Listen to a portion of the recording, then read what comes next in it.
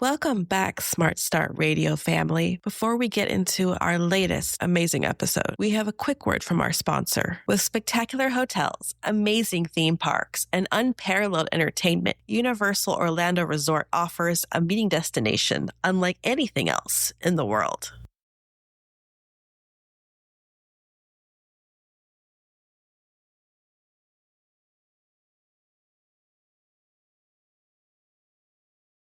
Event tech is everywhere right now. AI-powered personalization, immersive activations, event apps, matchmaking tools, predictive data, digital check-ins, engagement dashboards, all of it can be powerful. They can also be annoying. And that is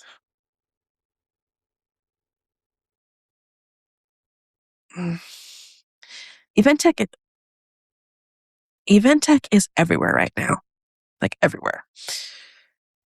You have AI powered you have AI powered you have AI powered personalization tools, immersive activation, event apps, matchmaking tools, predictive data, digital check-ins, engagement dashboards. All that can be super powerful and super helpful. And it also can become very annoying very quickly if planners are not careful, because attendees usually do not walk away from an event saying, wow, what an incredible tech stack. They say things like, that was easy, or I knew where to go, or the session felt like it actually was meant for me, or I met the person I needed to meet. That is the real magic, ladies and gentlemen. Not tech that not tech that takes over the experience. Tech that quietly makes the experience better. So grab your coffee, your matcha, your tea, your water, your emotional support beverage of choice. So, so grab your coffee, your matcha, your tea, your water, your emotional support beverage of choice, and let's talk about the best kind of event tech. The kind attendees barely notice. Welcome back, Smart Start Radio family. 'Tis I, Eming Piansay, in the booth, coming to you with a new bite-sized coffee chat from Smart Meetings, where we take a story, trend, or planner problem and talk through what it actually means for the events industry. Today's coffee chat is based on a recent story on smartmeetings.com done by Kate Zaliznock called the best tech you don't see. And I love this one because it gets at something planners are dealing with constantly right now. More technology does not automatically mean a better experience. Sometimes more technology just means more places for attendees to get annoyed. And listen, I am not anti-tech. I host a podcast. And listen, I am not anti-tech. I love tech. I host a podcast. Clearly, I am at the whim of the. And listen, I am not anti-tech. I host podcasts. I am clearly at the mercy of the technology gods right now. I live inside software. I understand the beauty of the tool that makes your life easier. But that's the key phrase. Makes your life easier. If the technology becomes another thing attendees have to manage, decode, or troubleshoot, you already lost them. And that is where this story really lands. Most impactful events do not always feel more tech heavy. They feel easier. They feel more intuitive. They feel more connected. They feel more human. That is the sweet spot.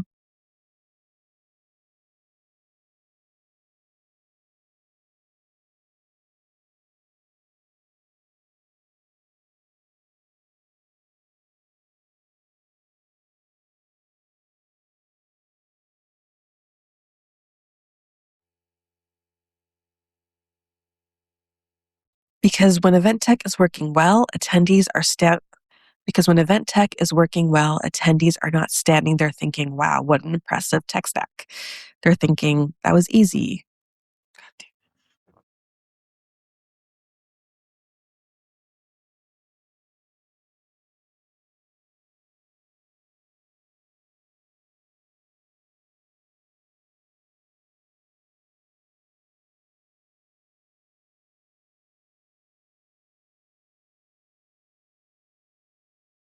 That is the sweet spot because when event tech is working well, attendees aren't standing there thinking, oh my God, what an impressive tech stack.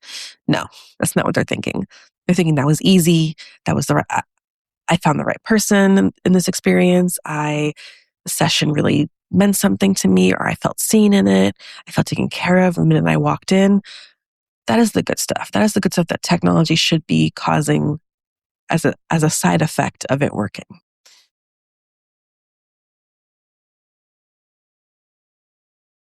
That is where technology becomes less of a shiny object and more of a support system for planners. One of the ideas in Kate's story that really stood out to me is that tech should not become the main character. And honestly, yes, you don't want main character energy coming from your technology. And yes, you do not want main character energy embodied in your event tech. That's not what that should be at all. Because attendees do not come to events to fight with technology. They come to connect, they come to learn, they come to network, they come to experience something that makes the trip, the time, the budget, and the effort feel worth it for them. The tech should help them, the tech should help, the tech should help them, the tech should help them get there. It should not become an obstacle course. And I think that is where planners have to be really honest with themselves. Are we adding this new technology because it serves the attendees' journey? Or are we just adding it because we feel like we should add something new and shiny? That is a big difference. Because a tool can be impressive and still not useful. A platform can have all the bells and whistles and still not make the attendees' experience better. An immersive experience can look beautiful and still not mean anything if it's not connected to the story of the event. That is where intention comes into play. And yes, I know we use the word intentional a lot in this industry, but this is one of those places where it really does matter.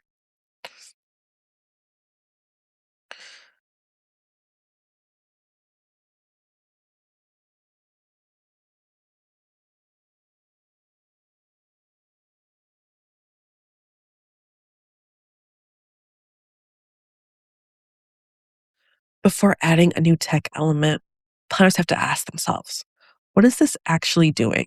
Is it solving a problem? Is it creating a smoother journey? Is it helping attendees connect with the content better, the brand, the destination, or each other? Is it making someone feel more is it making someone feel more welcomed, oriented, included, or more engaged? Or is it just or is it or is it just or is it just another thing that's taking up space and time and ultimately money? Because another thing adds up fast. Another login, another notification, another screen, another code, another app, another platform, another step between the attendee and the reason they showed up in the first place.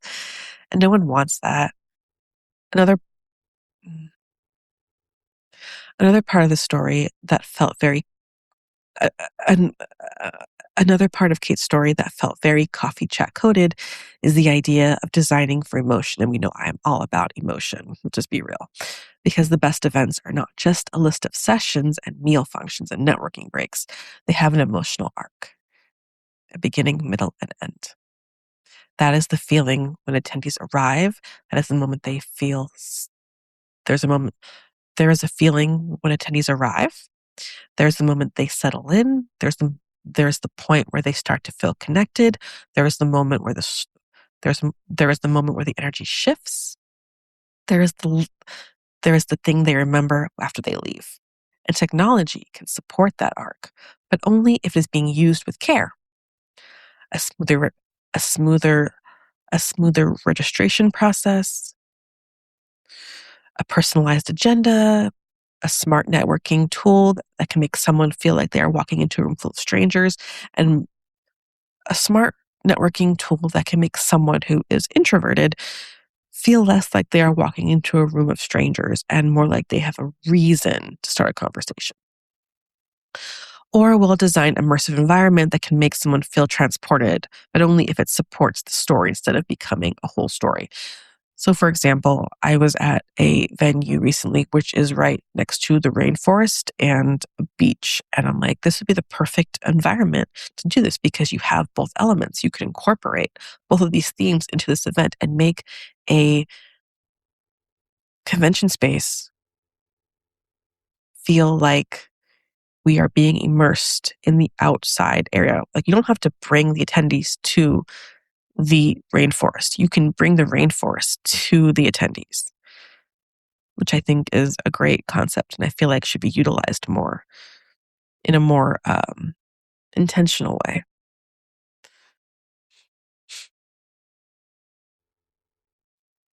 Otherwise, it's just a very expensive room with lights. And it's pretty, but is it serving a purpose?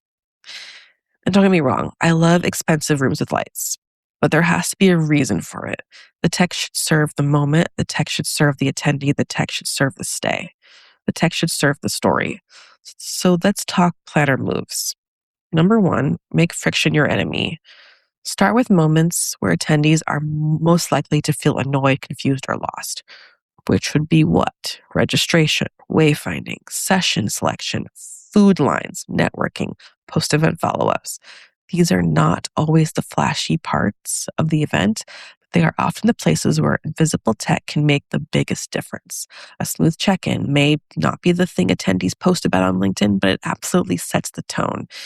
If they are frustrated with that process, they will bring that energy into your sessions, and you do not want that. Avoid that at all costs. Because attendees can read the room from the second they arrive. They decide whether this event feels organized, whether it feels thoughtful, whether it feels worth their time.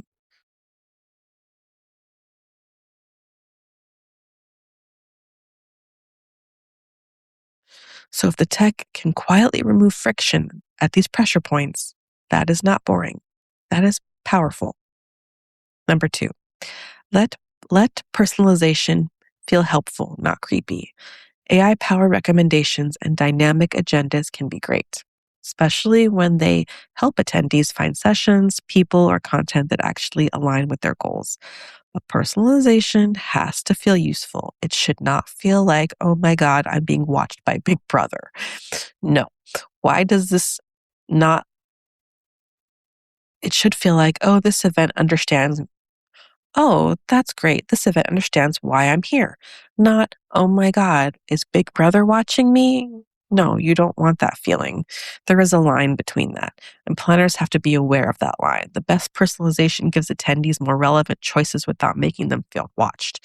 It helps them navigate the event in a way that feels easier and more meaningful for them. It does not overwhelm them. It does not box them in. It does not make assumptions that feel weirdly specific. It's it supports discovery. And that is the key. Personalization should not make the event feel smaller. It should make the event feel easier to enter. Number three, measure the feeling, not just the clicks. Now, traditional metrics still matter, obviously. Attendance matters, dwell time matters, session engagement matters, lead, lead, lead generation matters, use app usage matters. All of this is still part of the picture, but the story also points towards something bigger, emotional impact.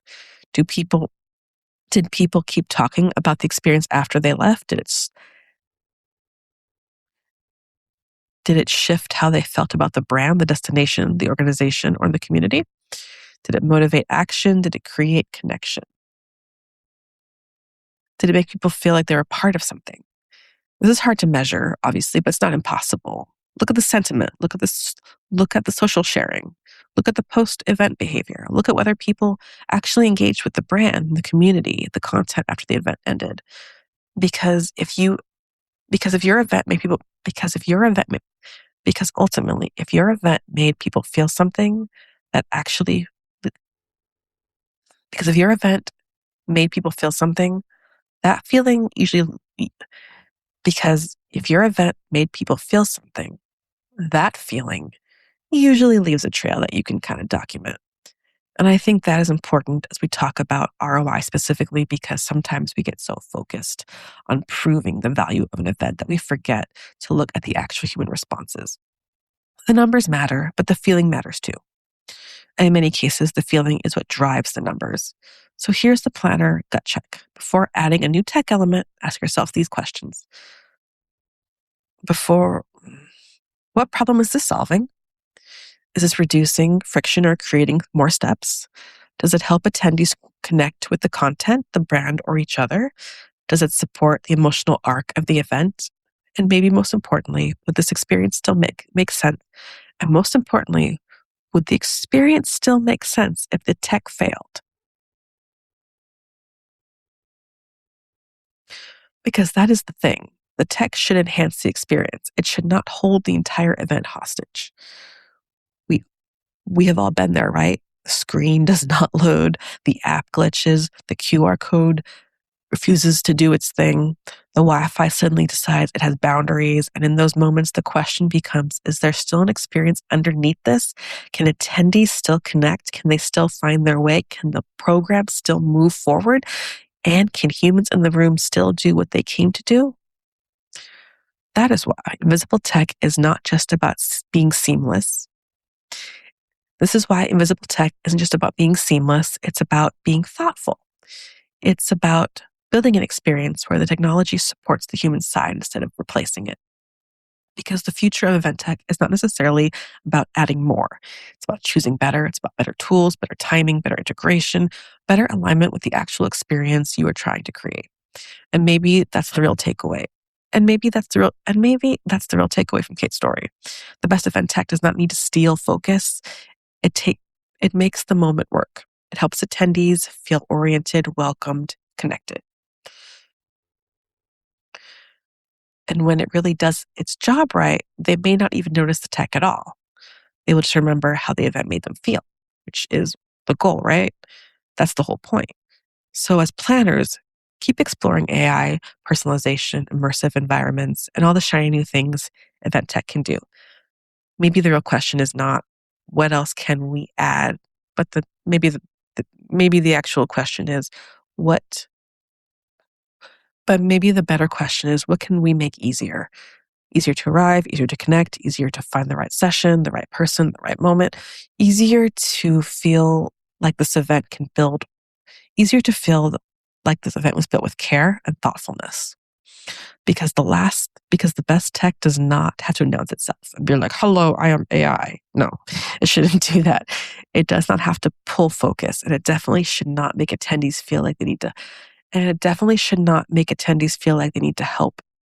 And it definitely should not, and it definitely should not make the attendees feel like they need to go to the help desk and inquire and figure out or troubleshoot something.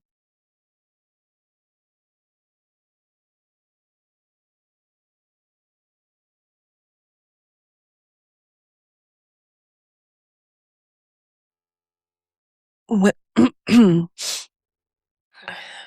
when it works, it disappears. When it does work, it just adds to the experience and you never have to question it. You never even notice it even happened because it worked. And what attendees remember is not the platform, the interface, or the tool. They remember how smooth it felt. They remember who they met. They remember the moment that clicked for them. They remember how the event made them feel.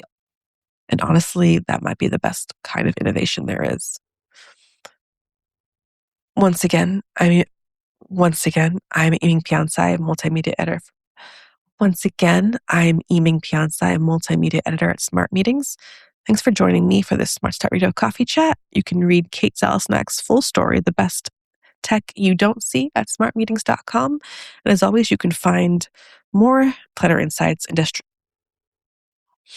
and as always, you can find more trends, tips, and as always, you can find more planner insights and as always, you can find more planner insights, industry trends, and fresh ideas at smartmeetings.com. Until next time, keep it smart, keep it intentional, and maybe, just maybe, let the tech stay a little invisible because the best.